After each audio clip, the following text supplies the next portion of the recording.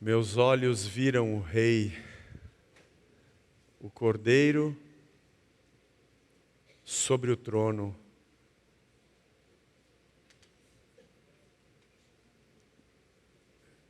O que aconteceria se nós víssemos o Rei? Acho que essa canção veio bem a calhar com a mensagem desta manhã. Olhar para o Rei e entender o que está acontecendo.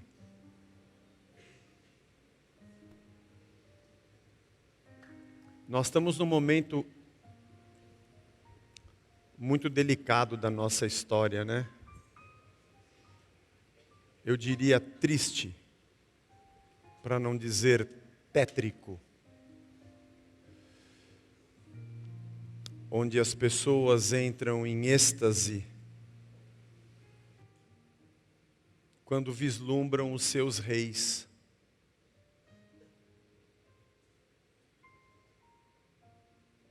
Ou elegem os seus reis segundo o seu próprio coração e entram numa catarse coletiva, de êxtase coletivo, quando vem o seu rei no trono. Ou numa profunda depressão de morte, quando o seu rei sai dali.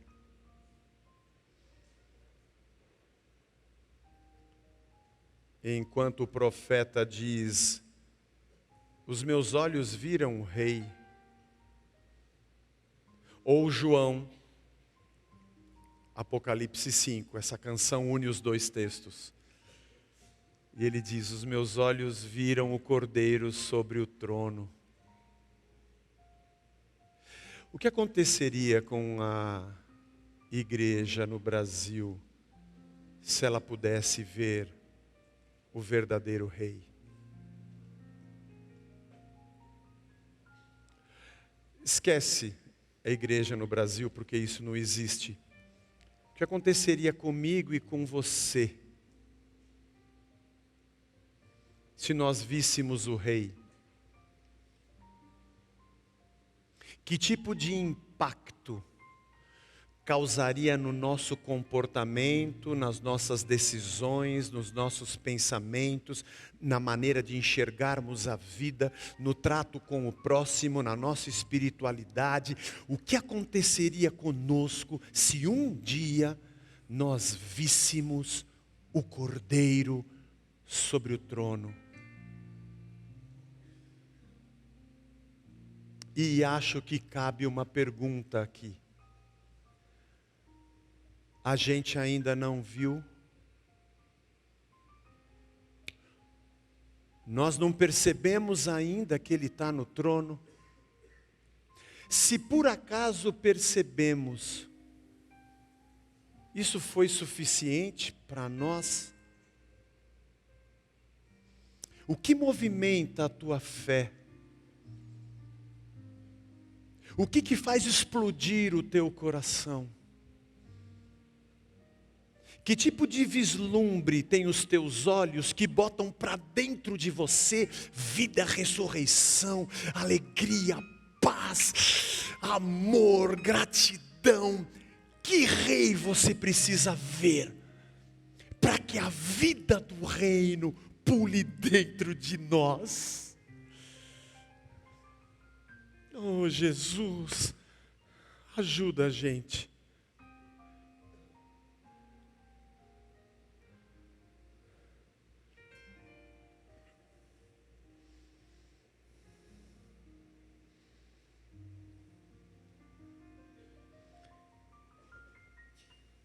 Eu mudei todo o script aqui, tá? O pessoal da técnica. Eu vou tocar o barco aqui, depois vocês dão um jeito aí. João capítulo 6.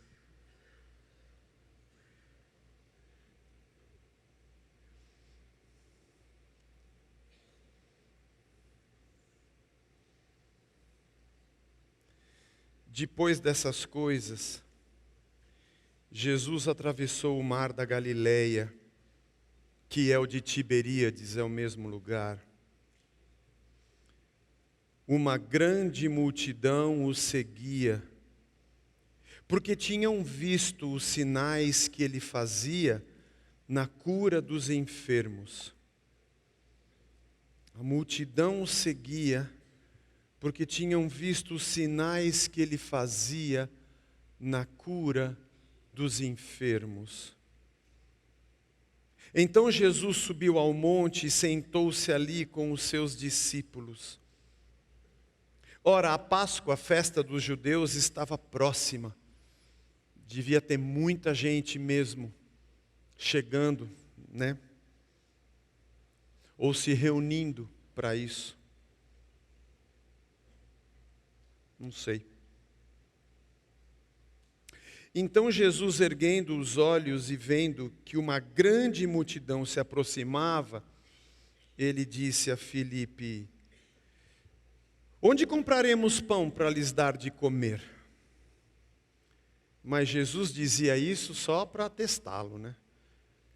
Porque sabia o que estava para fazer. O povo se aproxima porque viram sinais e as curas que Jesus fazia.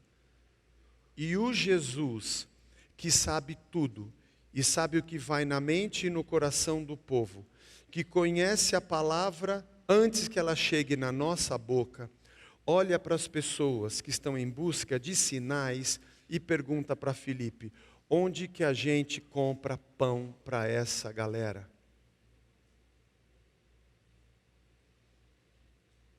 Se o Filipe tivesse a mesma capacidade de Cristo de ler, de discernir o pensamento do povo, talvez discordasse de Cristo, dizendo: Jesus, de boas, eles vieram por causa dos sinais, não por causa do pão. E talvez Jesus respondesse: eu sei, é que eles não sabem que eles precisam de pão e não dos sinais. Isso não está escrito, mas eu consigo ler isso aqui.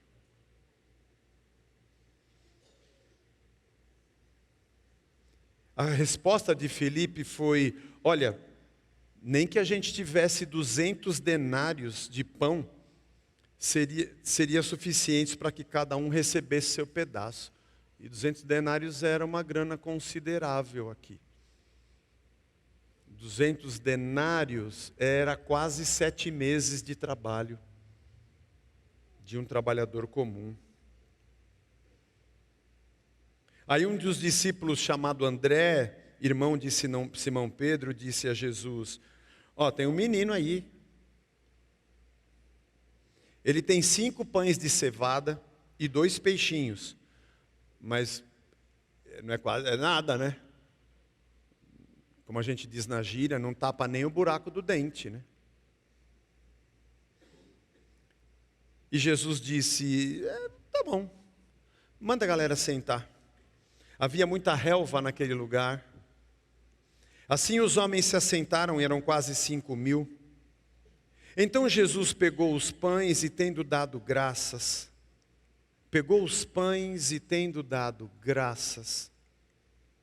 distribuiu entre eles e também igualmente os peixes, tanto quanto queriam.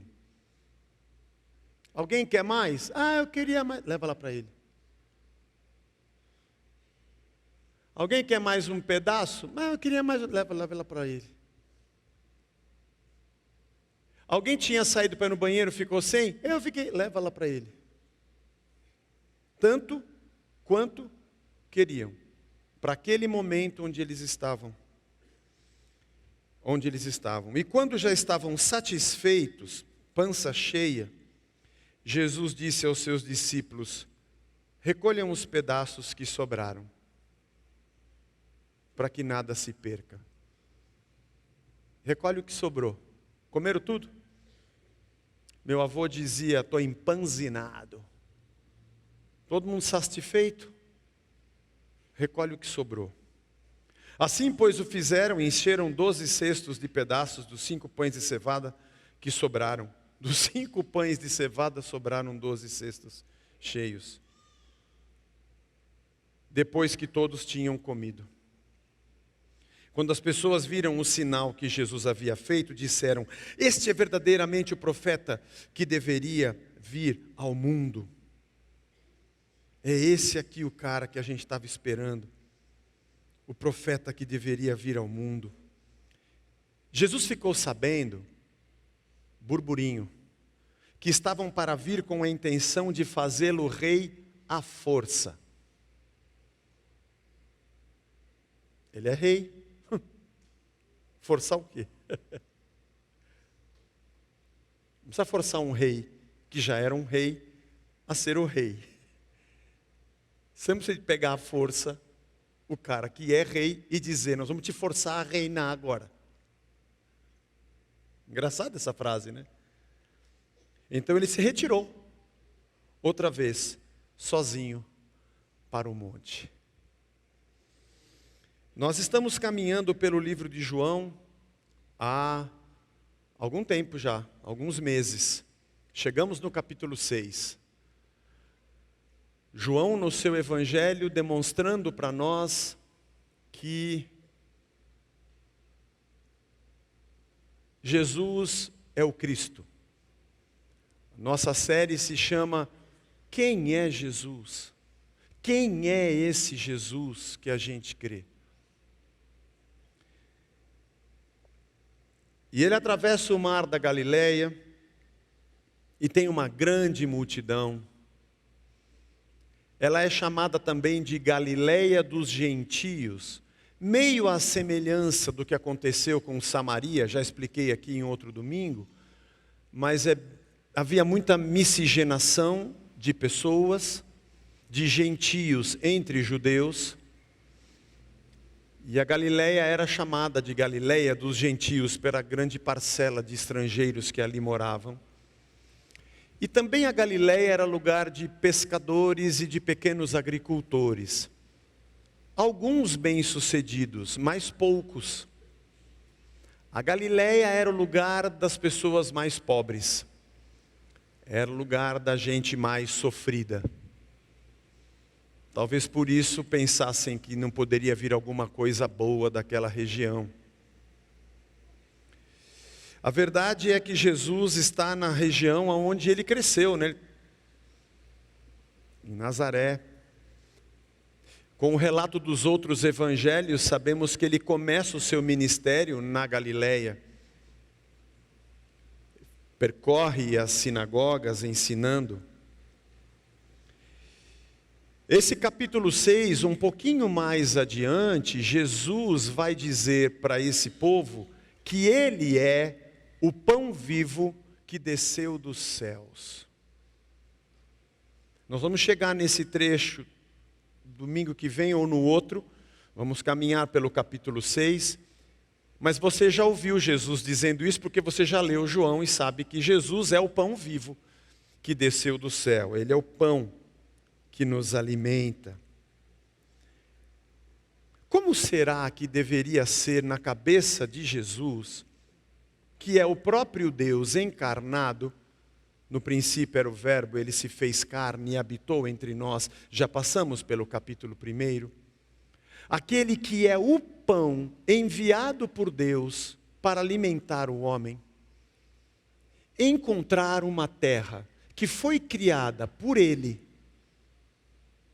com pessoas criadas por ele, que ganharam de presente a criação, onde deveria ter pão para todo mundo. Como deveria ser na cabeça do pão que cria o homem e cria o pão, encontrar gente, criatura de Deus, sem pão? Não sei se você já se perguntou isso lendo esse texto. Porque quando o verbo, que era Cristo, estava com Deus, porque era Deus desde o princípio, João capítulo 1, verso 1, estamos nessa jornada, estava lá desde o princípio, cria todas as coisas, porque sem Ele nada do que foi feito se fez. Eu não estou falando de nenhum país, porque não havia, Eu não estou falando de nenhuma humanidade, porque ela estava começando. Eu não estou falando de nenhum partido político, porque também não existia Israel, não havia nem Moisés, não havia nem lei. Era nós e ele, o Adão, a Eva e Deus, dando a eles o plano de tudo que ele havia criado. Todo o cosmos, tudo. Aqui tem semente, tem fruto, tem fonte, tem água, tem animais, tem sol, tem lua, tem estações, tem mar, tem peixes, tem rios, tem correntes, tem aves, tem pássaros. Aqui tem maçã, mamão, chuchu, beterraba. Se faz bem para chuchu a beterraba. Mas ela não faz bem para o chuchu. Ela faz bem para nós, para chuchu. Whatever. Tem cenoura, tem batata.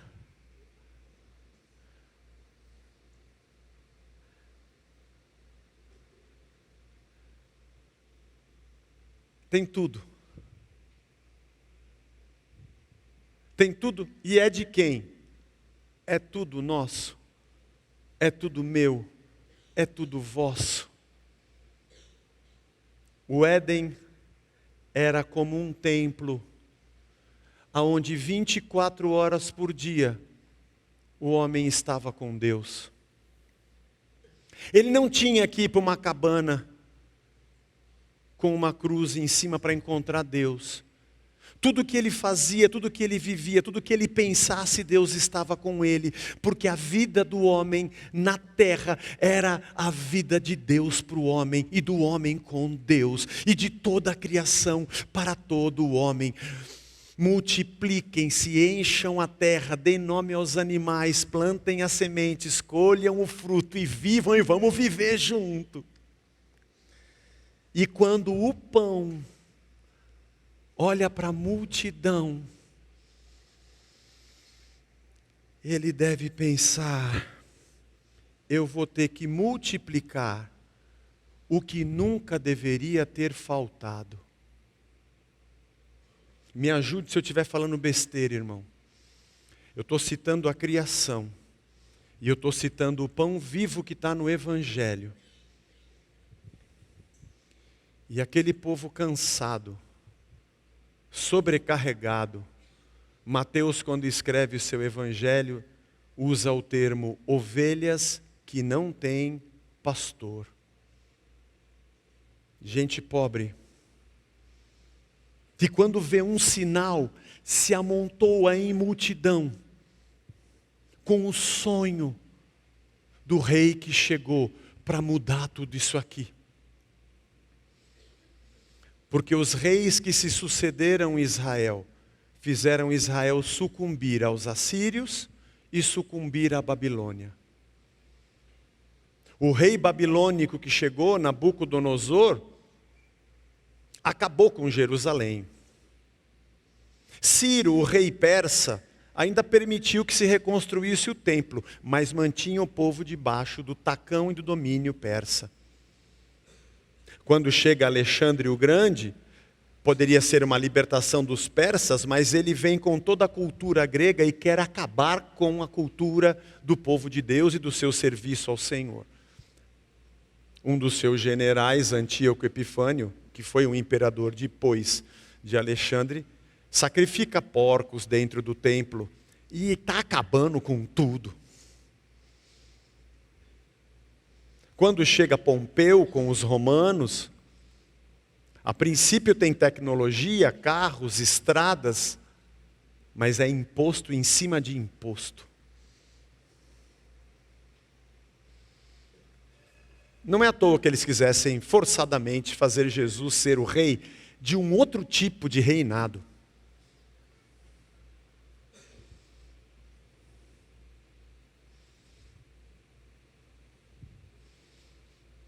Tem tanta luta e disputa pelo comando do reino humano, E todos os lados que disputam o fazem em nome de um Deus. E todos que tomam as suas decisões e cometem suas mazelas na injustiça, na usura, na perversão do direito e na corrupção, fazem em nome de um rei. E a multidão sonha.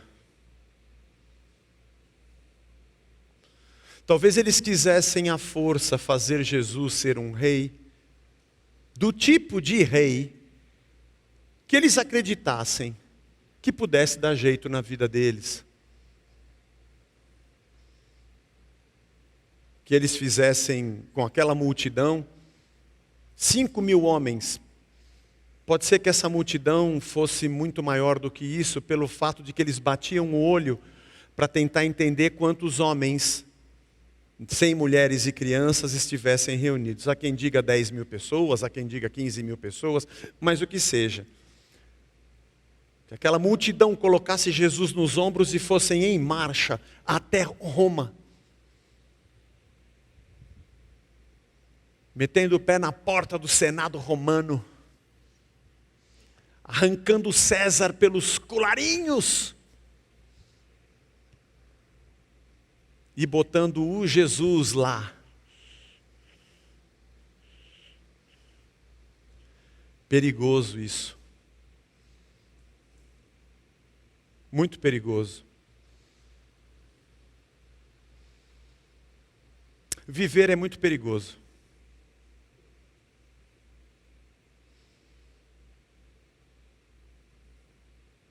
Quando a gente coloca alguém no trono, nós queremos dizer para ele que tipo de reinado a gente quer.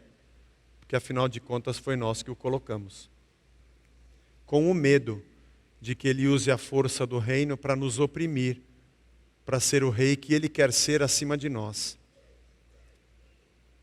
Sempre há uma disputa de poder. É sempre uma disputa de poder com força. A vida humana na terra é a vida da sobrevivência.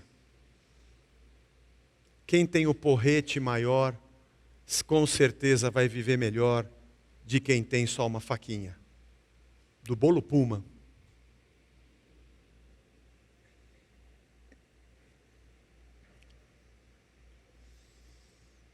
O povo sofre nas mãos daqueles que fazem sinais. Geralmente quem tem o poder de fazer o sinal, cobra o pedágio. Geralmente quem se sente no poder, ou tem qualquer tipo de prerrogativa, de produzir qualquer tipo de sinal, quando vê uma multidão que vem atrás de sinais, ele diz, acertei na loteria.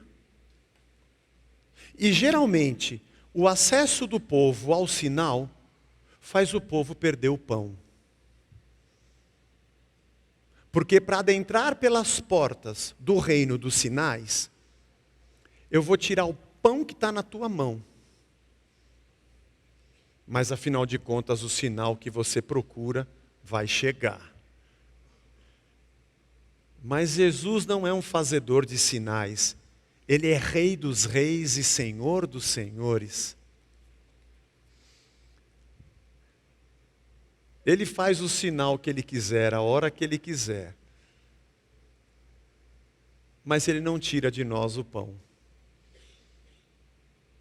Inclusive tem dia que Ele fala, não vou nem fazer sinal, porque nem é isso que você precisa agora. Eu vou te dar o pão, porque eu sou a vida. Eu sou o eterno. O eterno que entrou às portas do tempo. O infinito e eterno entrou no reino dos finitos mortais para dizer, eu sou a vida e eu sou o pão. Nós temos visto nesse livro de João, que os sinais deste reino nos revelam este rei. E que os nossos olhos não fiquem presos a um fazedor de sinais, Mas como a gente acabou de ser abençoado pelo coral, os nossos olhos vejam o Rei.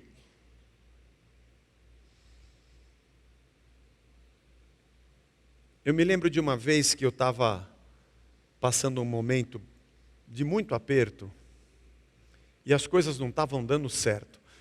Mais ou menos como a nossa vida normal aqui no Brasil. Mas eu estava assim meio em luta com a minha fé. E por acaso eu li um texto. Olha que besteira que eu fui fazer. Fui ler o Evangelho.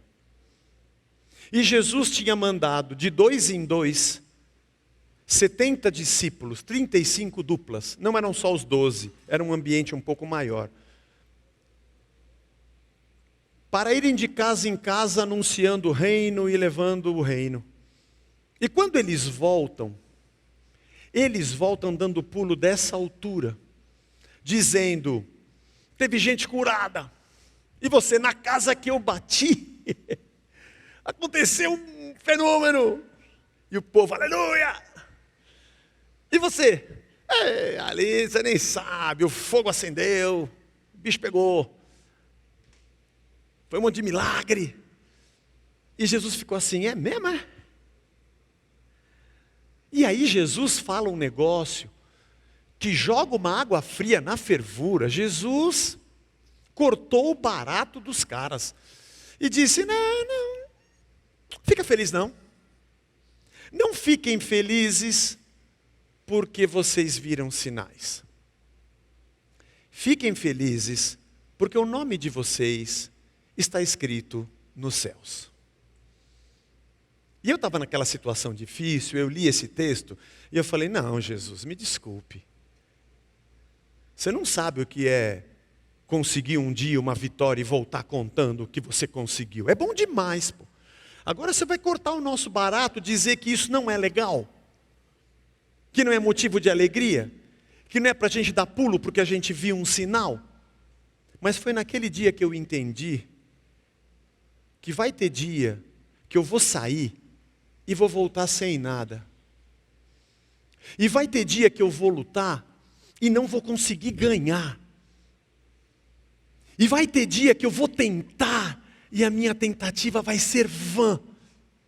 Mas mesmo nesses dias que eu não tiver peixe e não tiver pão, eu vou me lembrar que o meu nome está escrito nos céus, e o pão da vida é quem me mantém de pé, com ou sem vitórias e sinais, porque a maior delas é que o Rei se fez gente, e é que o Rei ressuscitou, subiu aos céus, e desceu um pão que habita em mim, e Ele me alimenta todo dia, seja no dia que eu choro, ou no dia que eu festejo, porque aprendi tudo nessa vida, como diz Paulo em Filipenses 4, já fui honrado e humilhado, já tive abundância e escassez, já ganhei muito e ganhei pouco, dane-se, eu tudo posso naquele que me fortalece.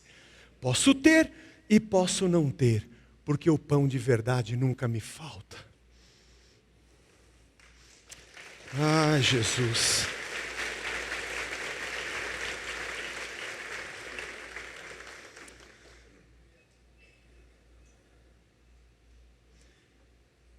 O povo sofre na mão dos reis, o povo sofre na mão dos fazedores de sinais.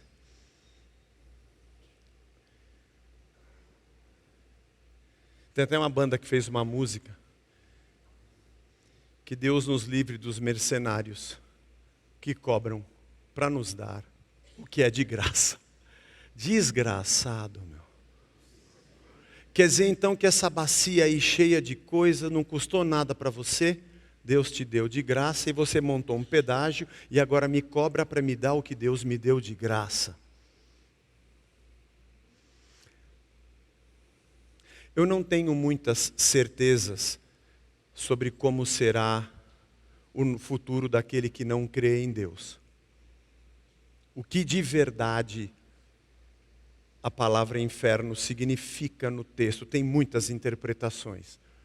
Mas quando eu olho para alguns seres humanos, eu desejo muito que seja mesmo um lago de enxofre que queime sem parar a eternidade inteira, o desgraçado. A minha escatologia varia um pouco, dependendo dos personagens.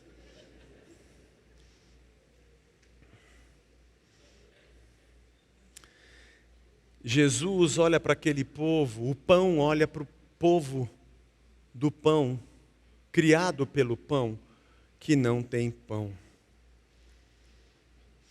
Ele vê o resultado da autonomia humana. Qual o resultado do ser humano que colhe do fruto e diz, eu decido o que é o bem e o mal? Na autonomia de Deus, sendo um ser humano autônomo que faz a sua própria lei e a sua própria regra na terra, porque isso é pecado. Jesus se encontra com o resultado da autonomia, onde alguns homens são reis de um reino finito e humano.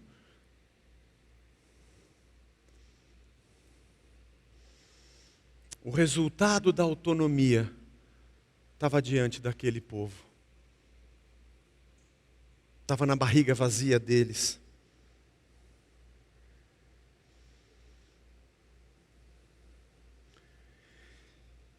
Deus tenha misericórdia de nós.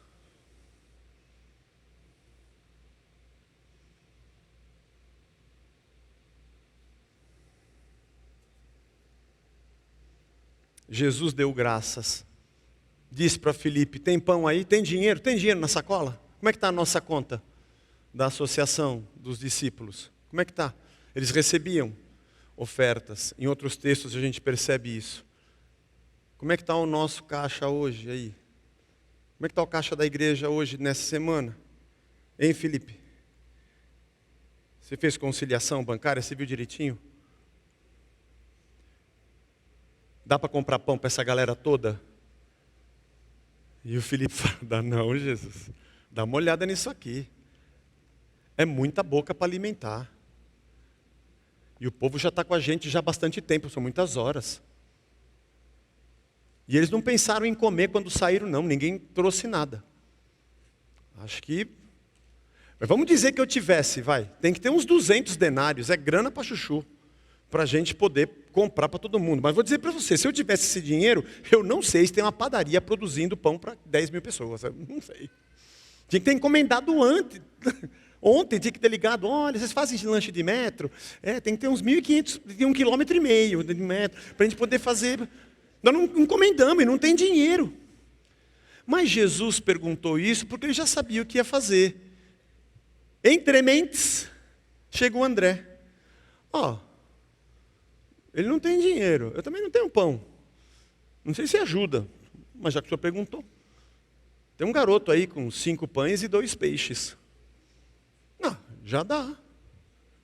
O que sobrou nesse mundo autônomo?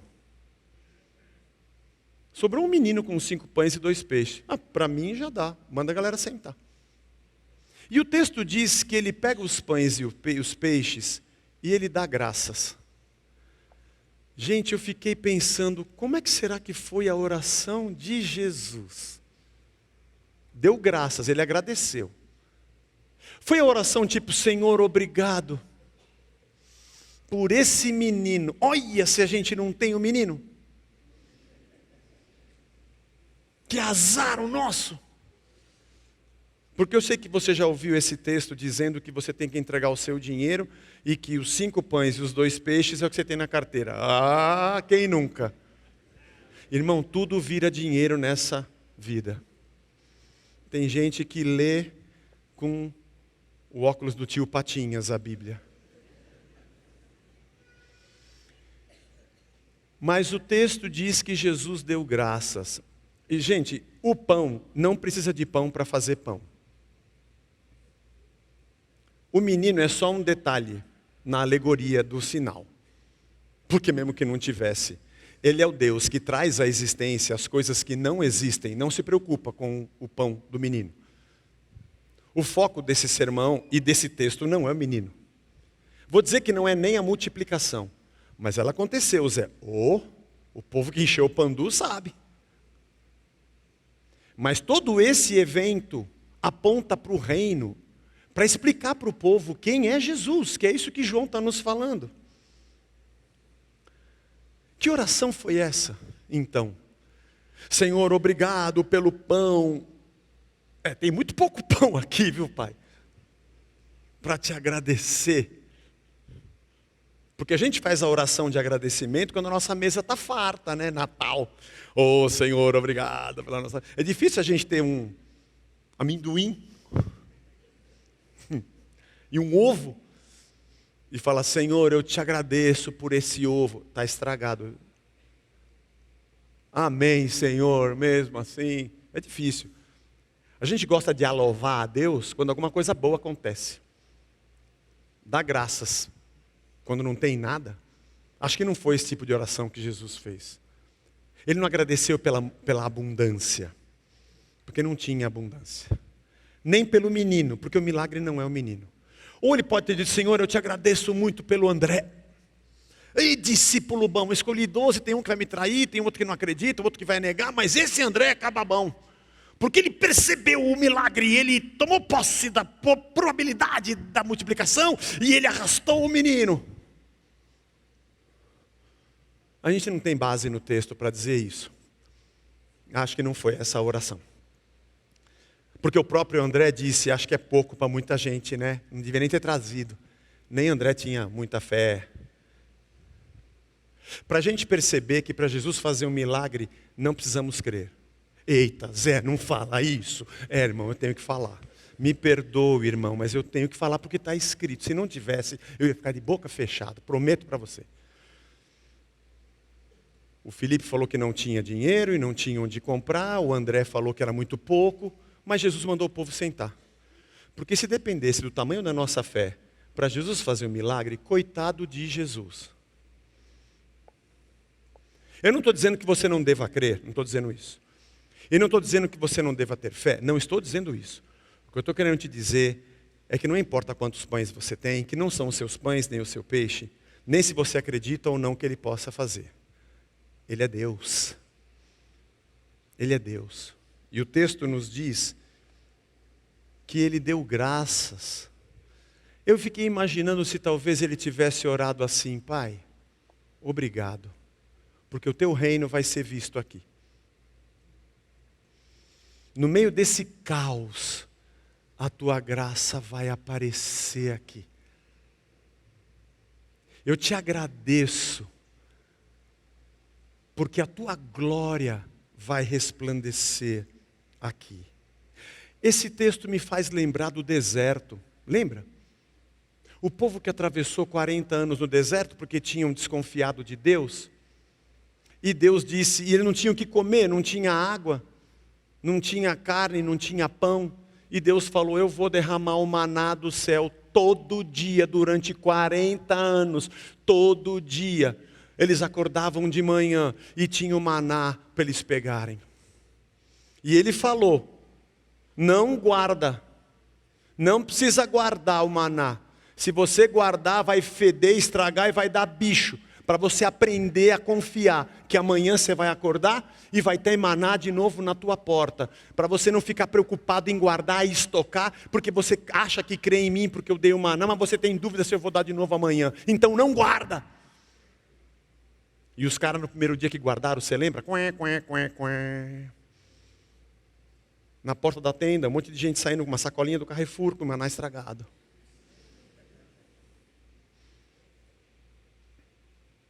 Fedendo, com bicho, cheio de bigato. E o povo, você pegou, Deus falou para não pegar, né, que estragou mesmo. Mas quando ele sai com a sacolinha fedendo, tem maná novo na porta.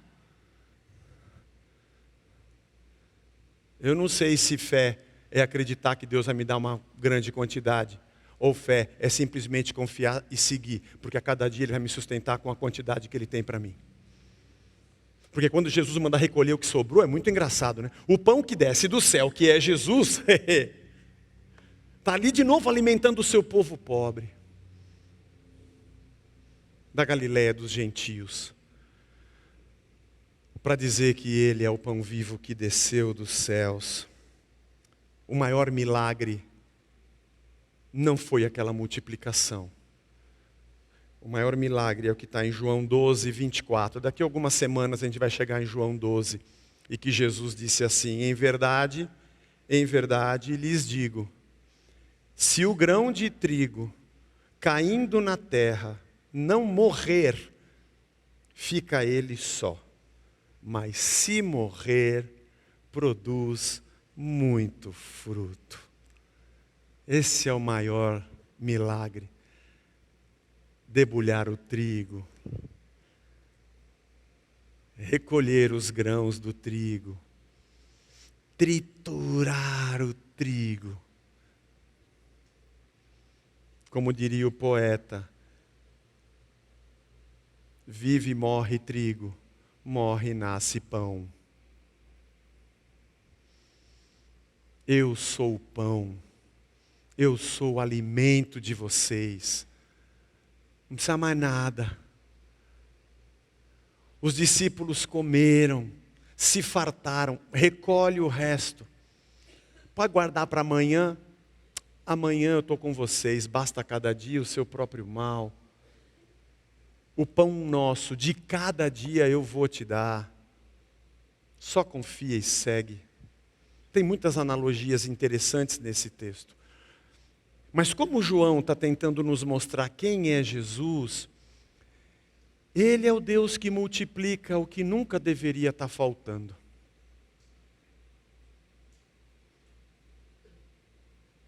Eu nasci em 66. Tem gente aqui que nasceu antes de mim.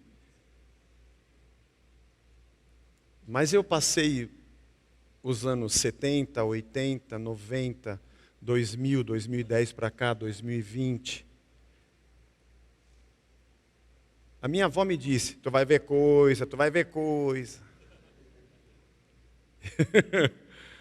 Nós já vimos muita coisa.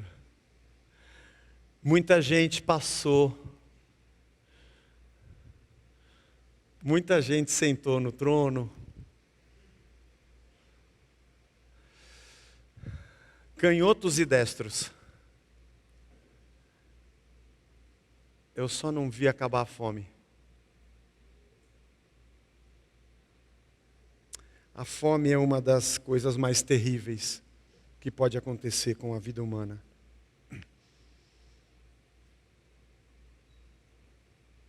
Sabe o que significa Belém?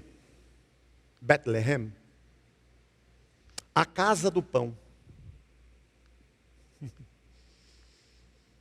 O pão nasceu em Belém.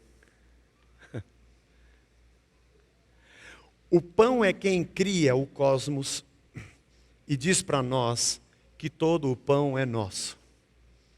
Mas a nossa autonomia dele faz a gente recolher bastante pão para nós, enquanto outros não têm. E a pobre multidão corre atrás de sinais, tentando forçosamente colocar alguém que faz sinais como rei. Mas o verdadeiro rei não tirou o pão de ninguém. Ele o repartiu. E ele nos ensinou que ele é o nosso verdadeiro alimento. Ele é o grão de trigo que morre e brota. E toda essa semente é esmagada e nos alimenta.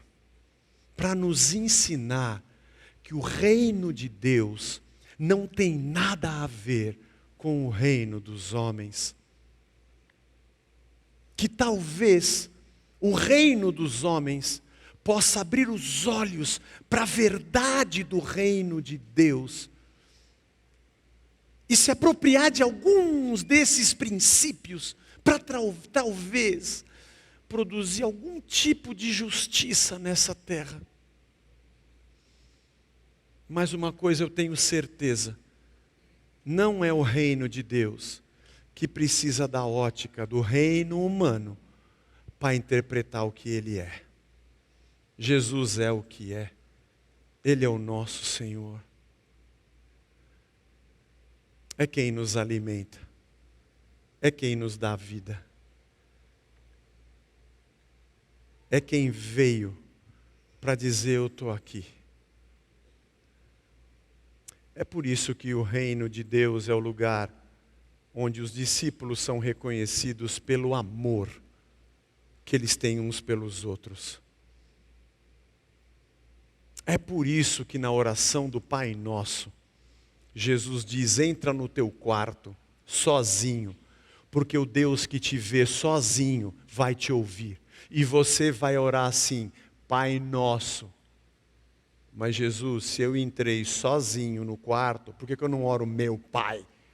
Porque nunca mais você é só você, depois que você entendeu o meu reino. O Pai não é teu, eu sou Pai de todos.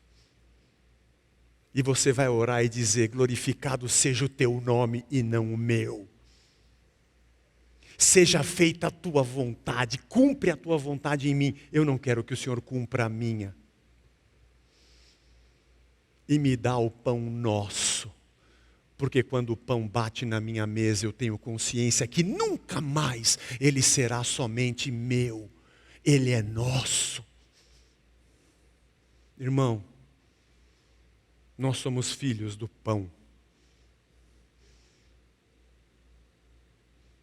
Se eu puder deixar alguma coisa boa para você hoje, eu vou te dizer, reparta o seu.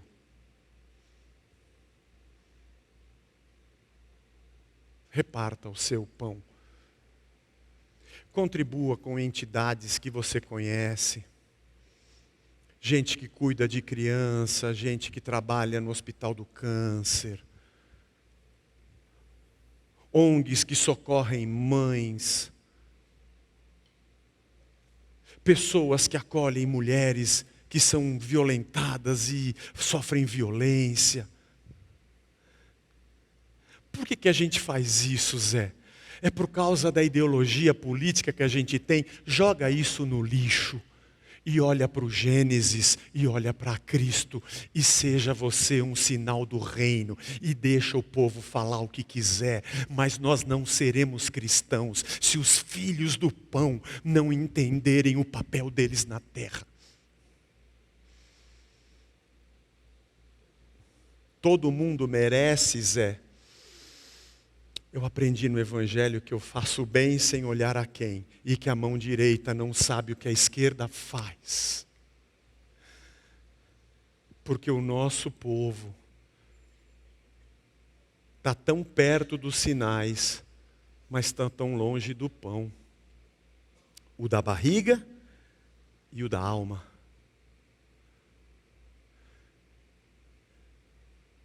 Eu confesso para você que essa semana li algumas vezes esse texto, a gente faz reuniões, nós, no nosso grupo pastoral, a gente colhe perspectivas um do outro, o que você entendeu? Eu, o Jorge, o Hamilton, o Gerson, o Danilo e também o pessoal das igrejas, o SEMI, que é nosso amigo, da Raízes Urbanas. A gente tem um grupo que a gente sempre conversa sobre a pregação 2 vezes por semana. E eu confesso para você que esse texto, ele enche meu coração de descobrir quem é Jesus. Mas é tipo Matrix, sabe? Já viram Matrix? Não sei nem se é evangélico. Se você não viu Matrix, você não deve ser evangélico. O dia que você toma a pílula e acorda, você sai da Matrix e acorda naquele caos de Nabucodonosor. Porque a nave se chama Nabucodonosor. É muito bíblico, Matrix. Apesar de você estar livre das garras da ilusão, de um mundo ilusório, e você tem a satisfação de ter acordado da ignorância e da ilusão, ao mesmo tempo você acorda na verdade do caos, que o bicho é feio e o mundo é feio. E ler esse texto essa semana me causou esse duplo sentimento. Cada dia que passo, eu tenho menos esperança nesse mundo. Menos. No ser humano, menos ainda. Menos ainda. Mas, Olhamos para o Rei. Nós temos pedidos de oração hoje de irmãos nossos, por parentes, pais, tios, gente entrando em cirurgia, pessoas sendo diagnosticadas com tumores. Eu li os pedidos de hoje. Nós vamos ficar de pé e vamos pedir ao pão que nos alimente. Hoje nós mudamos um pouco a sequência da nossa celebração e vamos pedir para que Jesus nos abençoe. E depois que nós orarmos, o coral vai cantar a última e aí a gente vai para casa. Senhor, obrigado pela Tua palavra. Ela coloca a gente de volta no eixo. Nos confrontarmos com esse texto faz a gente pensar muito. Se de verdade os nossos olhos viram o rei certo, no trono certo. Jesus tem misericórdia de nós, da nossa gente, do nosso povo. Tem misericórdia da multidão na Galiléia dos gentios. Que o Senhor olha para eles, eu sei que o Senhor olha para eles. Eu sei que o Senhor olha para esse povo dessa cidade que está morrendo, com injustiça, com fome, com falta de remédio, com usura, com corrupção, com maldade.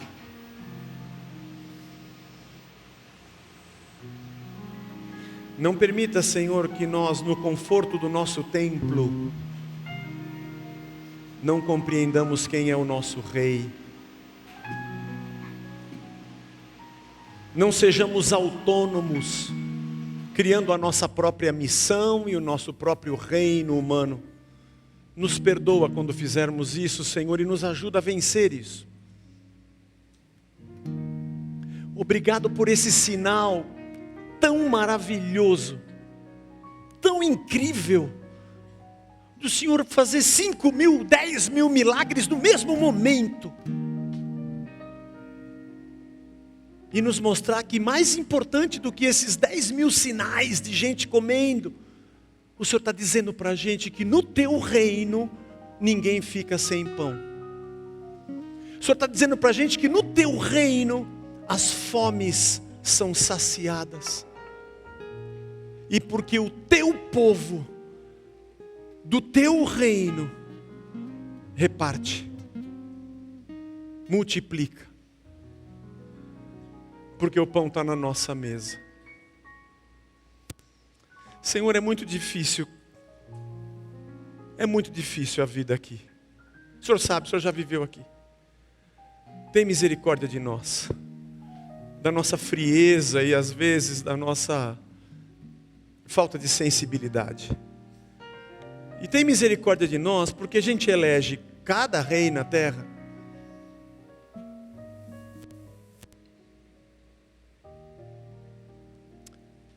Mas nos ajuda a andar contigo, Senhor. Eu te peço, Senhor, que o teu evangelho poderoso nos salve. Que o teu amor nos salve. Que a tua graça nos salve. A tua palavra nos salve de nós mesmos.